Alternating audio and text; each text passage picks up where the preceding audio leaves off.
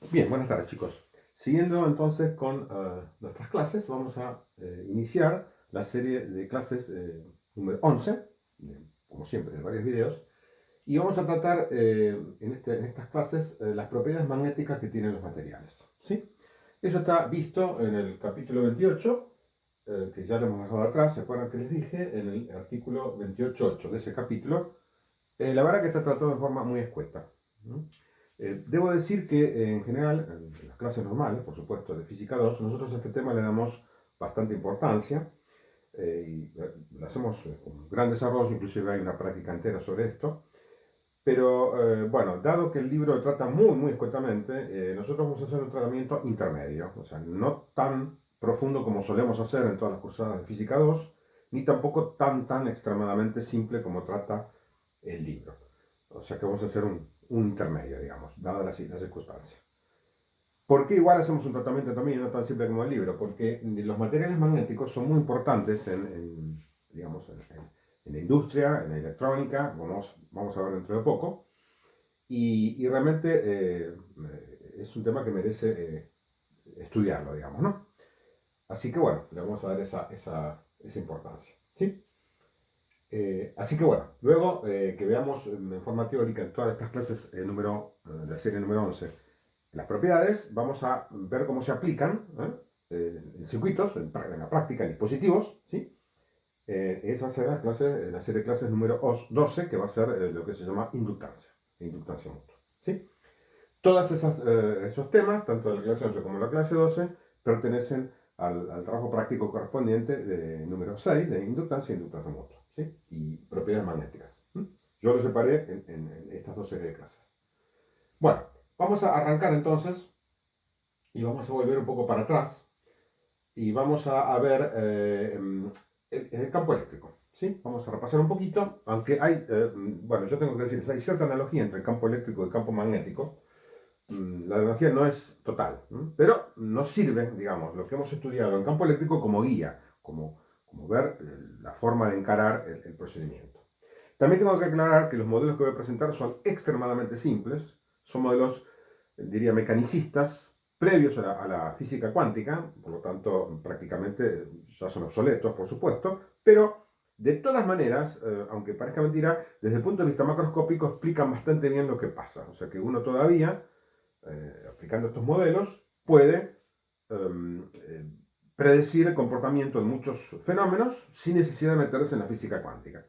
La física cuántica sería para, bueno, ver la última no, bueno, la mejor causa que podemos entender, no la última porque la última no la conocemos nunca, sino la mejor causa que podemos entender de lo que está sucediendo. Así que me van a disculpar, voy a tener que hacer ciertas simplificaciones, algunas bastante groseras que ya les voy a decir en su momento. Así que es un modelo muy simple, previo, insisto, a la física cuántica. Bien, vamos de nuevo entonces a la estructura que pasa en el campo eléctrico. ¿Sí? ¿Cuál es la estructura más simple que conocemos en el campo eléctrico? La carga. Una carga aislada es la estructura más simple, menos que eso no podemos tener. Y también vimos que la carga está cuantizada y hay una mínima carga posible que es la carga del electrón. ¿Mm? Eso es, digamos, lo que sería la estructura más simple. Y hay, por supuesto, cargas positivas y negativas, ¿sí? Que son las que producen el campo eléctrico. Una carga aislada también lo produce. Y bueno, hemos estudiado eso. En vacío no habría mucho problema. ¿Mm? Las fórmulas ya las conocemos, en vacío no hay nada que afecte a nada, así que bueno, son bastante simples las fórmulas y digamos los fenómenos. ¿Qué pasa cuando entramos en algún material? En este caso serían las propiedades, ¿qué propiedades? Eléctricas los materiales. A grosso modo, lo dividimos en dos grandes grupos, los conductores y los dieléctricos, ya se acuerdan de eso. Eso a grosso modo porque uno puede hilar más fino como siempre, pero en este caso, conductores y eléctricos. ¿Qué son los conductores? Los que tienen cargas libres, electrones, debido a un tema también cuántico, siempre está la física cuántica metida, para poder explicarlo, pero bueno, si uno no quiere meterse en eso, dice que los conductores tienen cierta cantidad de electrones libres en su última capa, que están flojamente ligados al núcleo, entonces pueden ser fácilmente movidos, ¿no? Con pequeño campo eléctrico y eso produce la electricidad, la corriente eléctrica. También están los otros, los que no tienen ese comportamiento, que se llaman dieléctricos. ¿Sí? ¿Qué tienen los dieléctricos y por qué, cómo funcionan, básicamente? Repasemos entonces. Los dieléctricos está formado por dipolos o moléculas cuya carga no está, digamos, homogéneamente repartida, o si lo está, si lo está en presencia de un campo eléctrico, como saben, esa carga, digamos, se orienta de alguna manera, ¿sí? No queda homogéneamente distribuida. Entonces forma lo que se llama un dipolo a nivel molecular. ¿Qué es el dipolo? Bueno, la molécula tiene entonces a su lado carga negativa y a su otro positiva y forma lo que se llama un momento dipolar eléctrico y como ya sabemos que va de la carga negativa a la positiva indicado con la letra P. Y es un vector, como ya sabemos. Todo esto es un repaso, ¿no? Estoy repasando para entrar en tema. ¿Qué pasa cuando no hay ningún campo externo? Todos los dipolos están orientados al azar en general. Cuando hay un campo externo, estos dipolos se orientan si es que existen y si no se forman también. Esas son las dos causas que hemos visto. Por eso, por ejemplo, si uno con un peine se frota el pelo, después puede atraer pedacitos de papel. El papel no está orientado, pero con el campo externo se orienta. ¿Sí? Bien, son las dos cosas. O está orientado de entrada, perdón, está formado el dipolo y se orienta, o no está formado y se forma, y después también se orienta. Así que bueno, acá tenemos el dipolo. Entonces, ese dipolo tiene un momento dipolar, como decimos eléctrico, de menos a más, llamado P. ¿Y por qué se orienta? Porque aparece, como ya sabemos, un momento mecánico, que hace que esto se oriente con esta expresión tan simple. Es el producto vectorial entre el momento dipolar y el campo eléctrico. ¿Sí? Cuando están alineados, entonces, el momento desaparece y el dipolo queda alineado. Esto, por supuesto, no es una alineación perfecta, ya sabemos. ¿Sí? No sabemos que no, pero vamos a suponer que sí. Después voy a charlar más adelante, hacia el fin de la cursada, qué pasa si esto no se orienta perfectamente. Por ahora suponemos que todos se orientan perfectamente, o sea que P es paralelo al campo externo. ¿Qué produce este P? Produce, como ustedes ven, un campo inverso de más a menos, que acá es sub D, que sería el campo del dieléctrico, que produce en el dieléctrico. Por lo tanto, el campo neto dentro del dieléctrico, ¿qué es? Es menor que el campo externo porque a este le tengo que restar el campo que produce el dieléctrico. Decimos entonces que el campo neto dentro del dieléctrico es menor que el campo externo. En general se produce una reducción del campo eléctrico. Excepto, como ya vimos, que yo fuerce a que el campo dentro del dieléctrico, por ejemplo, aplicando una diferencia de potencia constante, sea igual, entonces, bueno, deberían aumentar las cargas, pero eso es otro tema. Estamos suponiendo ahora que las cargas son fijas, no aumentan ni disminuyen, siempre son fijas, entonces si las cargas son fijas, que es el caso de un capacitor abierto, si ustedes recuerdan, capacitor de circuito abierto, si las cargas son fijas, entonces se produce una disminución efectiva del campo eléctrico. ¿Cómo puedo evaluar esa disminución? Bueno, hago el cociente campo externo sobre campo neto y eso lo llamo, es una constante, que es la constante de permitividad relativa del medio. ¿Ok? ¿Sí? La permitividad relativa es un número, si esto se orienta así, es un número digamos, un número racional, que me va a dar la idea de este cociente. ¿Ok? Bien, este es el proceso entonces eléctrico. Ya lo habíamos visto, lo repasamos. Quiero ahora hacer digamos, una comparación, a ver, estudiar un poquito qué pasa con los materiales ahora desde el punto de vista magnético. Sí, para eso vamos a ver lo siguiente. Voy a hacer una pequeña pausa y vamos a ver lo siguiente.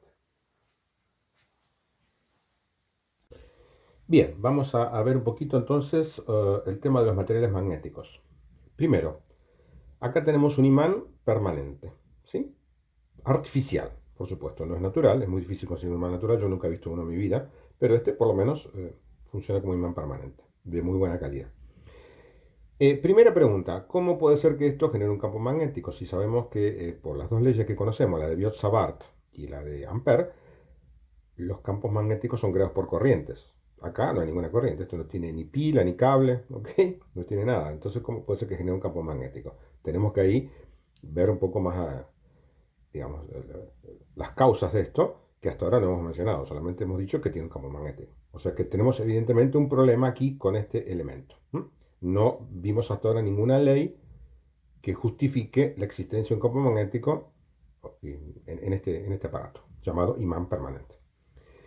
Bien, el imán entonces, ¿qué es lo que vio el hombre en la antigüedad? Supongamos que este fuera un imán natural. Bueno, que algunos elementos, como esto es hierro cromado, ¿no?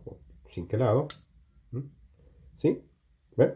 Atrae, obviamente, a todos los tipos que son materiales de hierro, y vamos a ver después en síntesis, hierro, níquel, cobalto, que son los tres elementos llamados ferromagnéticos, son atraídos por el imán, ¿sí? Por otro lado, obviamente, los materiales llamados dieléctricos, ¿m? Como el papel, por supuesto, madera, ¿m? Plástico, ¿sí? Por supuesto no son atraídos. ¿M? Todos los elementos, ¿sí? ¿no? Que son en la electricidad dieléctricos no son atraídos por el imán. Pero nos queda un grupo de elementos que, siendo metales y que conducen la electricidad, o sea, son conductores, no son magnéticos. ¿Mm? Entonces es también una cosa extraña, ¿no? Porque uno puede decir, bueno, los dieléctricos no son atraídos por el imán, los conductores sí, pero no todos los conductores, repito. Los conductores de hierro, níquel, cobalto sí son atraídos. Pero este, por ejemplo, que es una barra de aluminio, ¿eh? Para nada es atraído. ¿Ok?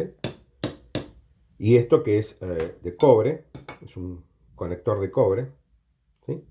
Tampoco es atraído. Cobre, aluminio, esta llave de bronce, tampoco, bueno, el bronce es una aleación, ¿sí? Fíjense la diferencia acá. Esto es atraído, ¿eh? Ahí. ¿Qué es esto? Esto es atraído porque es la argollita que está hecha de un hierro cromado, realmente. Pero en cambio, la llave, que es de bronce, no es atraída por el imán. ¿Se entiende? Entonces, veo que tengo una cierta cantidad de elementos que no puedo catalogar simplemente en conductores dieléctricos, sino que tengo que hacer un análisis un poco más exhaustivo, que es lo que vamos a ir haciendo. ¿Sí? Por otro lado, eh, ¿cuál es la importancia entonces de los materiales magnéticos? Nosotros vimos una bobina, por ejemplo, como esta, en vacío. ¿Qué pasará si yo le pongo un elemento magnético acá, ferromagnético? Si yo le pongo un elemento no magnético, seguramente no pasará nada, porque tanto el aire como un material que no es magnético, aparentemente no pasaría nada. Ahora, ¿qué pasa si yo le pongo un material magnético, ferromagnético? O sea, hierro, níquel o cobalto, ahí adentro. Eso es lo que vamos a estudiar justamente. ¿Y por qué? Bueno, porque vamos a ver que en la industria se utiliza mucho eso. Y acá tienen, por ejemplo, un ejemplo de dos bobinas, si ustedes ven ahí, dos bobinas están enrolladas, ¿sí? Y tienen lo que se llama un núcleo ferromagnético. Esto vamos a ver lo que hace. Este elemento se llama transformador, que es lo que vamos a estudiar en la serie de clases número 12, ¿sí? Cómo funciona, pero básicamente son dos bobinas arrolladas, ¿sí? Como cuando yo hice, ¿se acuerdan? El cono, ahora que tiene una sola, pero tenía dos bobinas, ¿sí? Es lo mismo, pero ahora están arrolladas de tal manera que tiene un núcleo llamado núcleo ferromagnético, que vamos a ver la función que cumple. Pero todos los transformadores para la industria en general tienen este tipo de núcleos. Pueden ser más grandes o pueden ser más chiquitos, como ustedes ven, ¿sí? Pero ahí ven, no sé si alcanzan a ver, las bobinas, ¿sí? Y esto está arrollado con, digamos, tiene un circuito magnético y tiene una rama central también magnética, o sea que está en forma de una E con una barra así, esa es la forma del núcleo. Hay una barra, digamos, una parte magnética que atraviesa y las bobinas están enrolladas sobre esa barra central, tanto en este como en este. ¿Sí? No se alcanza a ver ahí a lo mejor un poco, pero hay una parte de núcleo que atraviesa las bobinas. Están enrolladas sobre esa rama, la rama central. Entonces, fíjense lo importante que es que todo transformador para la industria lleva ese núcleo ferromagnético. Por supuesto, no todos, puede haber con núcleo de aire, esto se usa mucho también en electrónica, bobinas con núcleo de aire se usan, pero en la industria en general se usan con núcleo ferromagnético. Los materiales magnéticos también son muy importantes históricamente. Acá tienen un cassette, ¿sí? ¿El cassette cómo funciona en realidad? Tiene una cinta ahí que tiene un material magnético, lo que pasa es que, bueno, es flexible, ¿no? En este caso es óxido de hierro, es material ferromagnético, por supuesto, montado sobre una cinta flexible. Y el sonido se graba acá, como ustedes saben, en una pieza histórica ya a esta altura. Yo cuando tenía la edad de ustedes, sí, lo usaba, era lo más común que había. Hoy día ya casi pasó a la historia. Pero, fíjense, bueno, la cinta magnética no solamente se usa en cassette, antes se usaba en cinta abierta, o sea, no en cassette, sino en rollos abiertos. También, no sé si han visto los VHS, los videos, también se usa ese mismo sistema, que es, entonces, grabar digamos, el sonido o el video o la información, lo que fuere, modificando las propiedades magnéticas de este material. Vamos a ver también un poco eso, cómo se hace, ¿sí? ¿Sí? Cuando veamos entonces los materiales ferromagnéticos. Y también, por supuesto, para no mostrarles algo más moderno, podemos ver un disco rígido de computadora, este es un disco actual, más o menos actual, de esta década. Es un disco tampoco no tan antiguo, ¿sí? ¿Ok? tiene de 6 GB. Así que podemos abrirlo y vemos un poquito el interior. Este disco ya no funciona, por supuesto, porque si uno un disco rígido común lo abre, ¿sí? Ya directamente deja de funcionar, obviamente, ¿sí? Porque por las partículas de hierro y todo. Así que este disco lo abrí porque digamos, ya no funciona. Fíjense que tiene un disco, que tiene, por supuesto, un disco que gira muy rápido. Hay discos que giran a 3600 revoluciones o 7200 revoluciones por minuto. Tiene material magnético, por supuesto, y la información se graba de esa manera, alterando las propiedades magnéticas y se lee a través de estas cabezas. ¿Sí? ¿Ok? ¿Sí? Así que acá tienen una aplicación práctica de el uso intensivo de los materiales ferromagnéticos. ¿Ok? Bueno, esto entonces es las causas por las cuales nos parece importante mencionarlo en este tema, un poco más profundamente de lo que hace el libro, porque en la vida diaria se utiliza muchísimo.